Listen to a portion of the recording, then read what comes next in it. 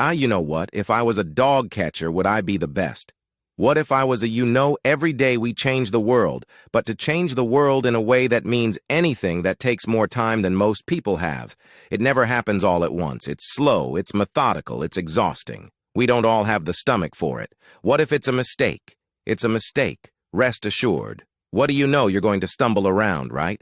And what's going to happen is this. You're going to move to. You're going to not stay in Stacy's. You're not going to wander around in circles. And I see people like that. They said, well, I never knew what to do. And now I'm 40. It's like, that's not so good. That's not so good. And you might say, well, and there is a literature, too, that suggests that people are a lot more unhappy when they look back on their lives about the things they didn't do than they are about the mistakes they made while they were doing things. It's how they get you to give up. They say it's not that simple. So what's the truth that it is? I want people to understand that they're not alone, that there are other people feeling exactly the way they're feeling, that their behavior is not insane, that they have a disease and it's not their fault. There's a very famous kind of line that people don't change. I happen to know that people do change, and I see that every day. I see people getting better.